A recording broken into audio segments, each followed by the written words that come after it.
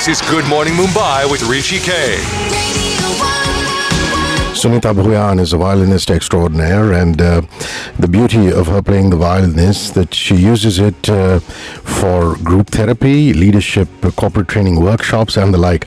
Wonderful to see you. How are you? It's wonderful to be here, Rishi, finally, and thank you.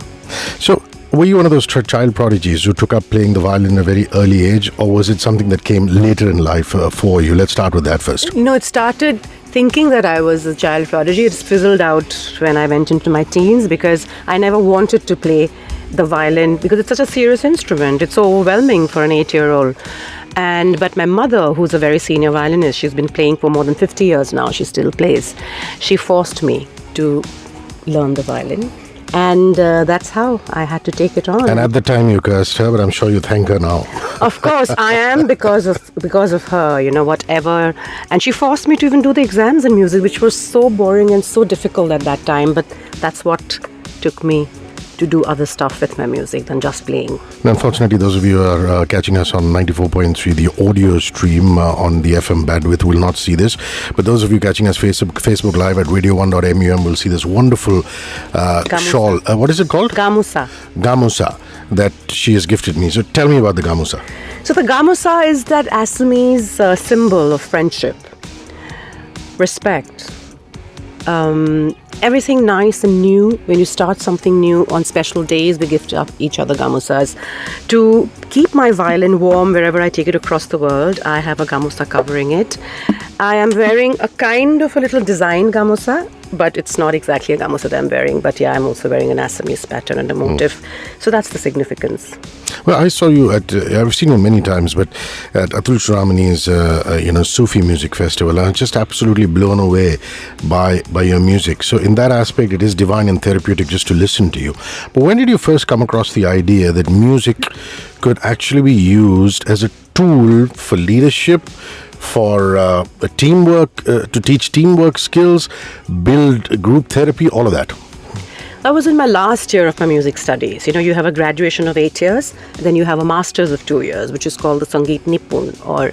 And when the last year, there was a paper on sound therapy, on the sound impact and the physics of sound, and how the strings, the way they are tied, how it impacts, and how the waves through the atmosphere impacts the mind and the body. And that remained over there. And when I joined the business world, because I had done an MBA, because studies were part of, music was like a religion at home, and studies were part of your academic life. So when I finished my MBA in Human Resources and joined the corporate world, you had to work. And 20 years back, you had to work to be a musician. Right? You had to fund your music in a certain way. That's I realized that the new generation of the workforce, there was globalization happening, liberalization had happened already, were so stressed keeping up with the times, the demands of the customer, demands of the global economy. I felt that there was a lot of internalization required, and people have been programmed to just think straight and just look at goals that are right in front of them. I felt there was a lack of lateral thinking, lack of sharing, lack of being sensitive and listening to what is it that the customer or the market or your team member or even your boss is asking you. I thought medium with music was a great medium to help us imbibe those very subtle human traits more consciously. That's where it all started. When we come back in a couple of minutes, she's going to play us some, and then we actually go into the modules that she does, Sunita Bhuyan. You can follow her on Twitter. It's easy to find. It's Bhuyan. You can follow her on Facebook. There's a page. Unfortunately, I couldn't find you at Instagram. You haven't taken to that. No, I'm not on Instagram, much to my son's dismay. Robbie Williams Feel, back in a couple of minutes. Robbie Williams Feel, you have to feel Sunita Bhuyan's music. The violinist is here, and she does something really amazing for those of you who tuned in late, which is music workshops to build leadership skills, teamwork, because she is an HR professional too. 94.3. This is Good Morning Mumbai with Hrishikesh. Now, you were kind enough to send me a dossier of all your diverse activities, and I know that you do a lot of charitable work or charity work. You're associated with a lot of organizations around the world, but in particular, what happened in Assam, the floods, has really pained you, and it's reached out to the core of you, and you want to recognize that with the best way possible, which is your music. Right. Bhupen Hazarika, the Bard of the Brahmaputra, who was awarded the Bharat Ratna this year, shouted at the rivers and said, Ganga Behti Ho Kyun, the Bengali version. But the original version was Budha Luit Bua Kyo. Luit is, we call the river Brahmaputra lovingly Luit.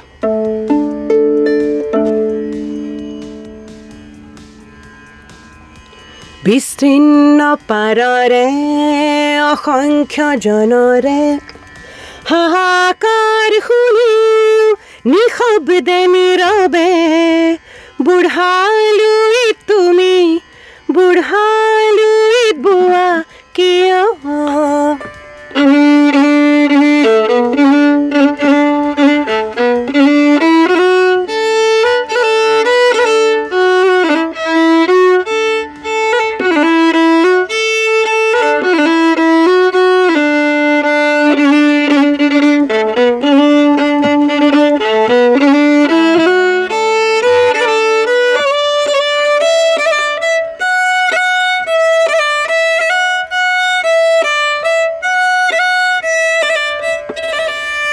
The translation, 2, 3. विस्तार है अपार प्रजा दोनों पार करे हाहाकार निशब्द सदा ओ गंगा तुम ओ गंगा बहती हो क्यों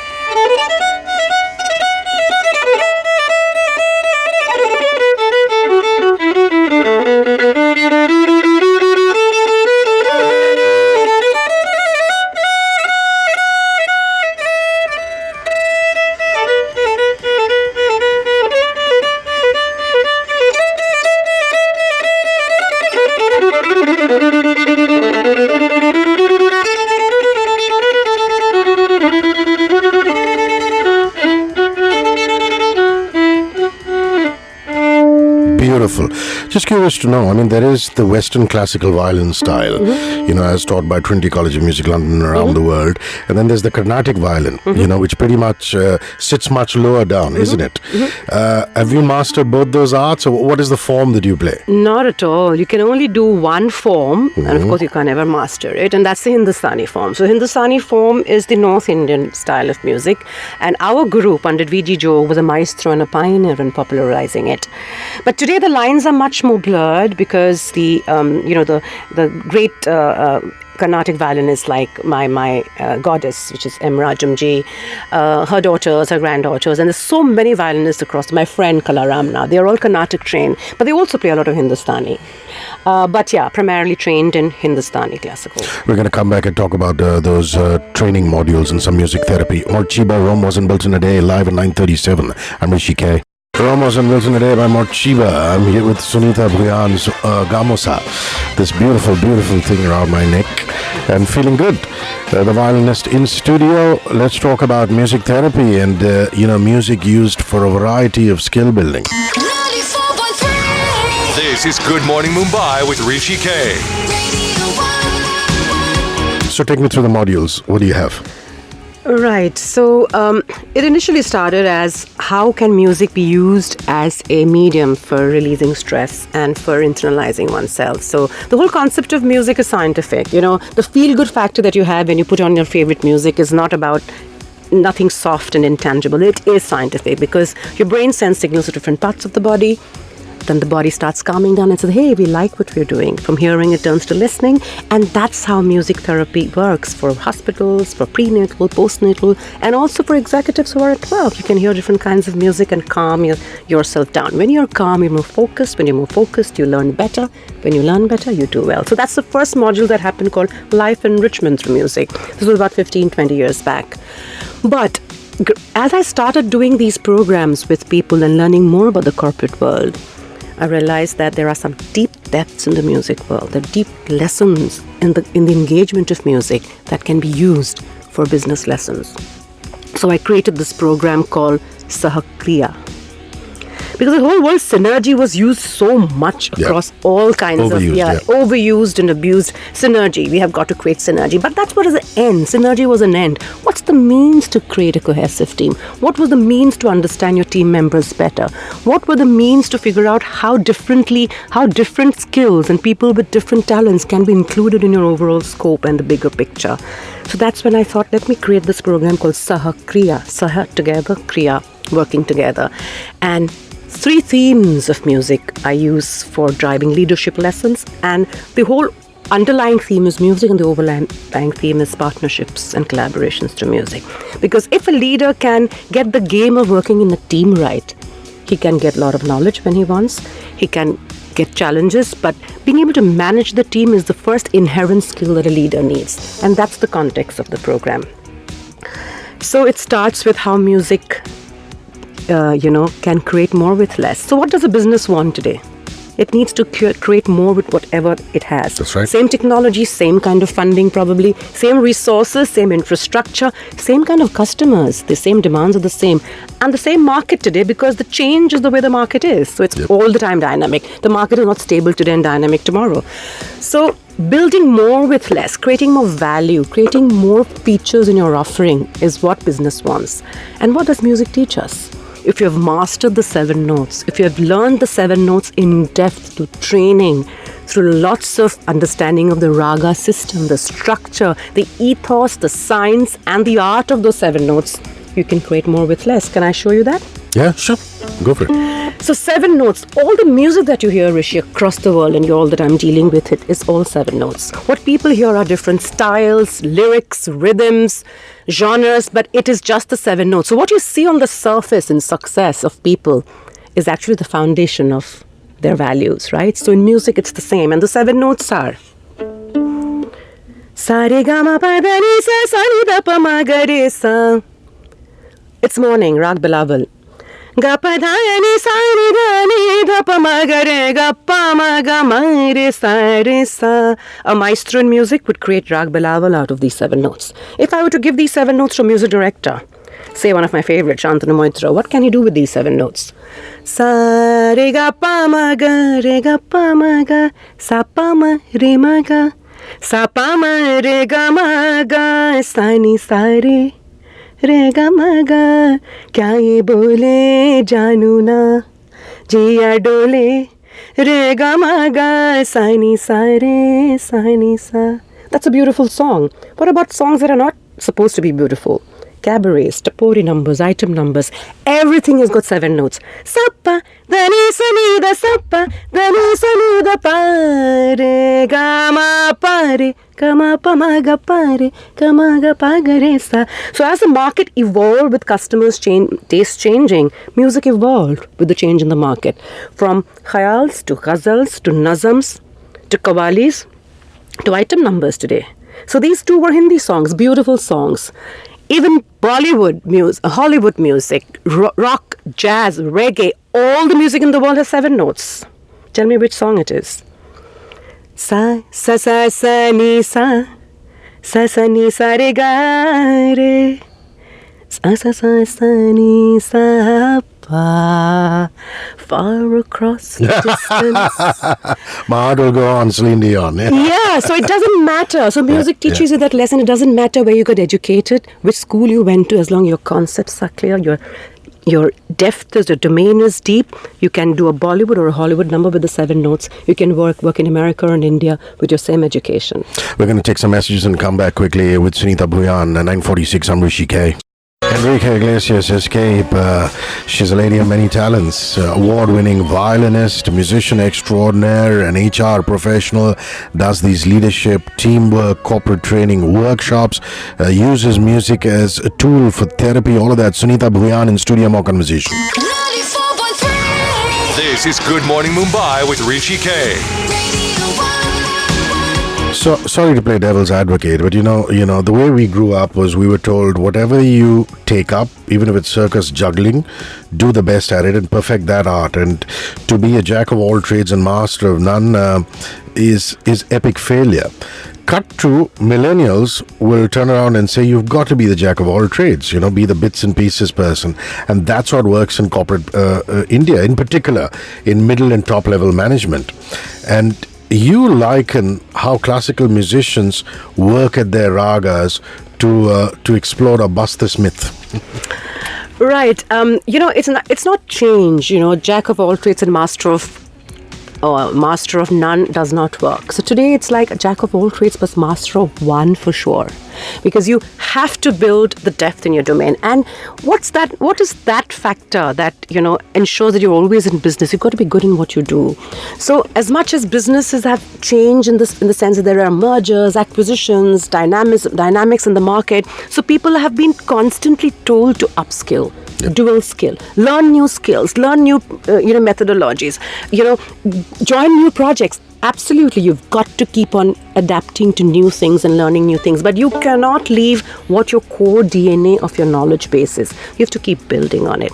So managers, executives have to keep inspiring their young executives that as much as there is turmoil and change, you cannot give up on learning what your core is.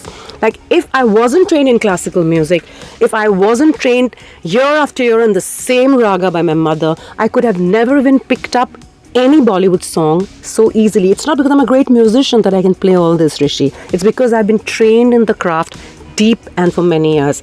And the same with finding ragas in bihu, finding ragas in jazz. So why do you think the best classical musicians make the best jazz and world musicians in the world today? Because they are steeped in their craft.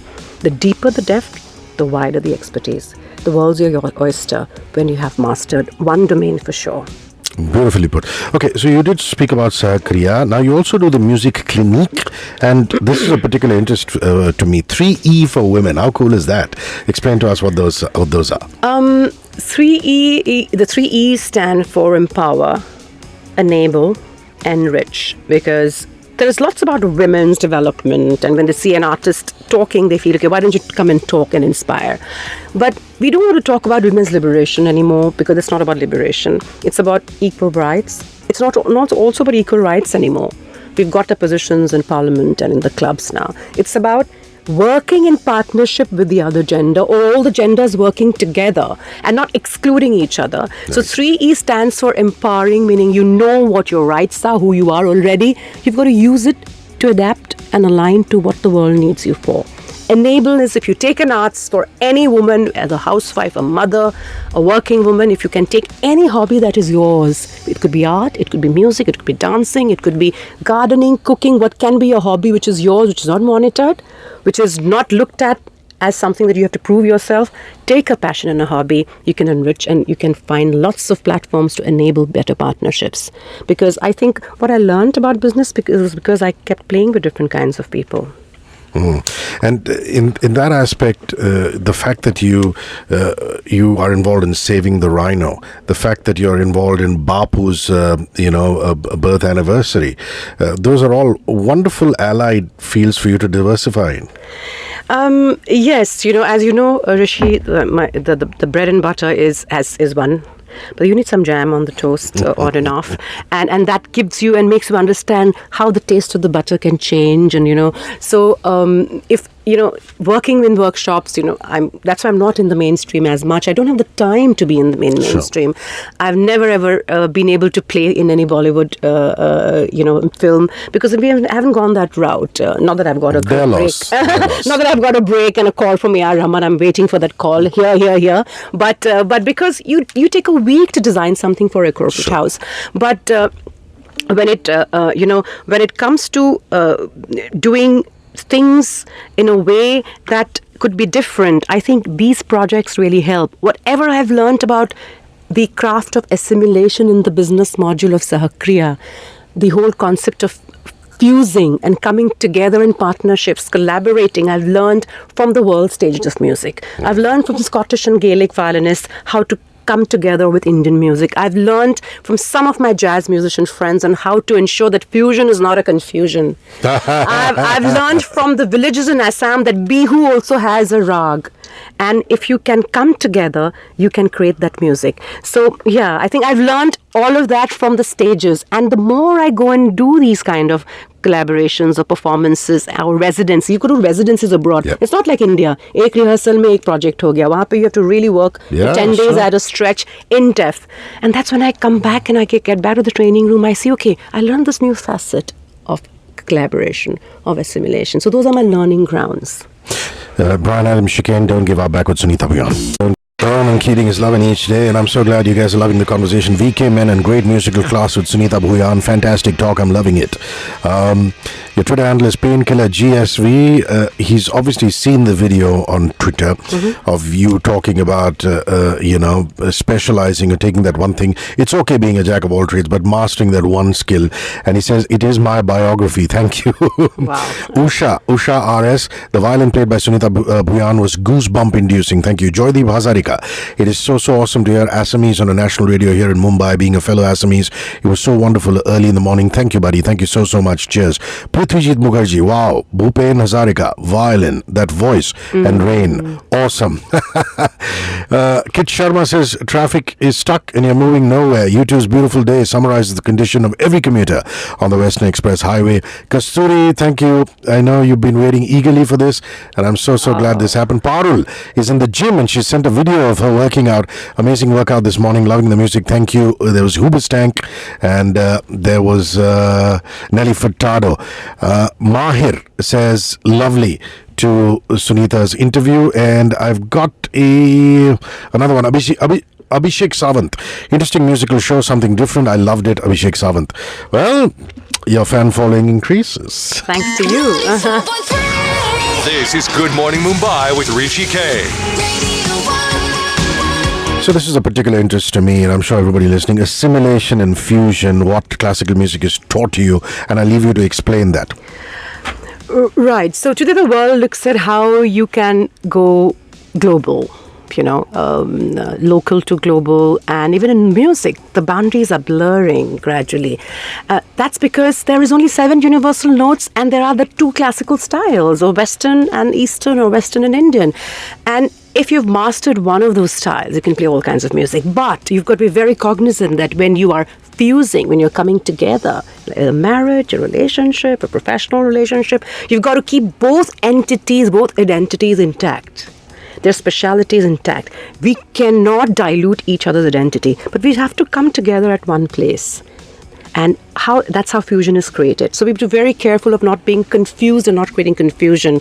So if I were to talk about Indian classical raga or a Scottish Gaelic piece of folk music and Assamese folk, would you ever think there is a coming together, or there is a platform or a bridge? There is, because the way Gaelic is 7 notes, so is Assamese Bihu 7 notes. Oh, beautiful. Let's do this. I need the tanpura for this because the violin has to be in tune, or my mom won't like it.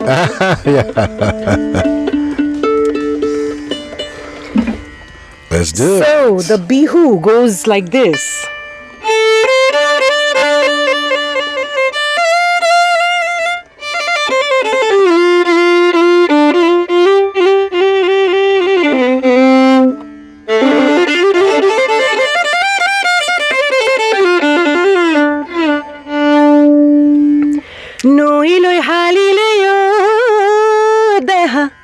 Nodali oi bholuka potharoloi halile kako.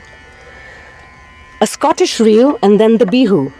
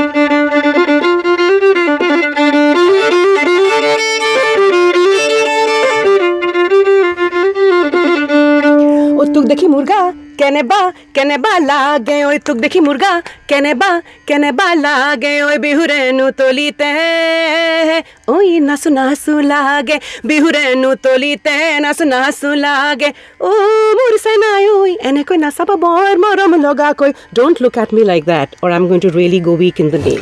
O mursanai oi ene koi nasaba bor morom loga koi tuk dekhi murga Keneba lage.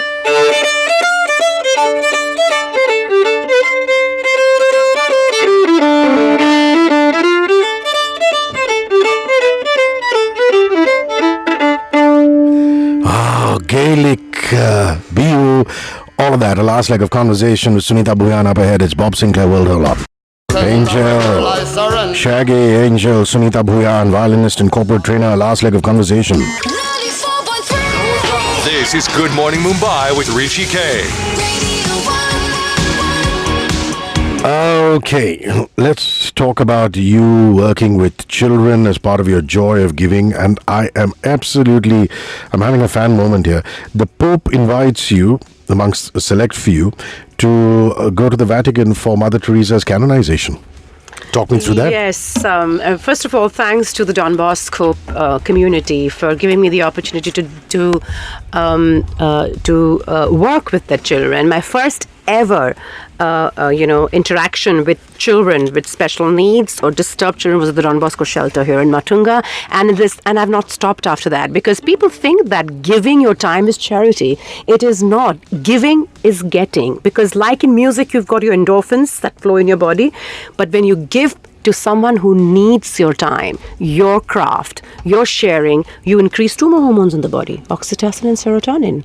And that completely defies age. The DHA, and the other hormone, I always forget the name. So if you really want to be having all these three hormones together, share your music and your passion with people who need it. So that's what kept me going. And my current assignment with the foundation, I mentor called Espreas, the CSR program of my company, Athos Sintel, has given me a lot of opportunity to work with children, hundreds and thousands. It's become 20,000 as of last year. And Don Bosco probably sent the name to the Vatican, people who contribute. I mean, it's a very small contribution, but it is a sharing of what you can do best. And I got an invitation to attend the canonization of Mother Teresa. 5 lakh people praying together silently without a nudge when she was being made a saint. And yeah, so one of those highs. And one of the afternoons that I have disappeared without being with my son, much to the flag of my family, except my husband, that why do you go away on a Saturday afternoon to Dharavi or to work with children? Don't you have your own family to spend time with? Except my husband, everyone was telling me off about that, but I feel that that's the right thing I did. Lovely. Okay, we're going to sign off with Kriya, your workshop. We're going to come back to that, how you use music for corporate training, and teamwork or team building is a very important part of that. It's actually the crux of it. Right, like Sahakriya stands for working together, and the central theme of this workshop is the art of partnerships. People, to get into a partnership is very easy. Come on, let's merge. Let's come together with a reason, with a cause, with a vision. But staying together is, like they say, coming together is a beginning and staying together is progress. But working together is really, really challenging, because there are different people. And a lot of times the leader or the boss or the manager feels that, I've got all the strategies in place. I've restructured 3 other projects and companies before, so I'm going to restructure this team and guide this team towards the next project the same way. But that's being complacent. Your body of knowledge, your prior experience has to be aligned to the current context. And you've got to look at every team member, every dynamic of the team as something different as the first time. Like for an artist, it's the first time every time you're on stage, the same kind of butterflies in your stomach and the same kind of will to make a difference. So each team member is different. You've got to listen to them. You've got to understand them. You can't focus on the end. Let's take risks. But how do you take risks without trust? And how do you build trust? By working intimately, intensely, in a very, very strong, cohesive manner. You have to work with your teams and listen to them and understand them. If you close your hands and say what went wrong in the project, no one's going to tell you. If you can show your body language and tell me how you could have done the project better. that's going to give you all the reasons why the project failed. So to be able to come into your team's psyche and to be able to make them believe you and make them trust you, only then can you take risks and listen. We think that we listen, but we always like to listen perceptively. So understanding them and working with differences. The smallest contributor is also critical. The smallest sound in an orchestra, it also creates the big sound. An orchestra has hundreds of instruments playing together. Each one contributes to the whole sound. We cannot differentiate between the lead violinist and the guy right behind who's just doing one shake. Everyone has to be respected, appreciated, and you've got to share the stage. Sharing the stage is the key to the art of partnerships. We always feel very insecure in competent company. We've got to work with people who can be better than us, but we've got to share the stage and give them the limelight. Okay, if people want to reach out to you for your workshops, is there an email ID they can write to, please? Yeah? Sunita Violin at gmail.com. Sunita Violin, and please, it's a N-I-T-A. Sunita Violin at gmail.com. Let's sign off with some music. And what are you playing for us? And let's go for it. A quick one. Rag Desh, signifying a country. You talked about 150 years of the Mahatma. Bharat Darshan.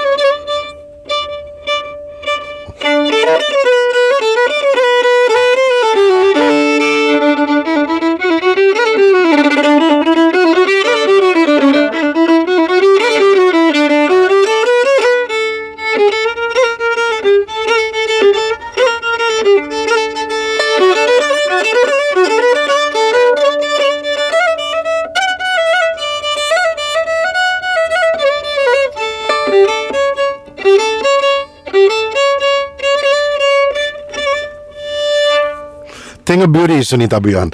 Thank you so much. Thank Have a you. wonderful day ahead. Thank you for inviting me. I'll add some sport now. Craig David, what's your flavor? Now.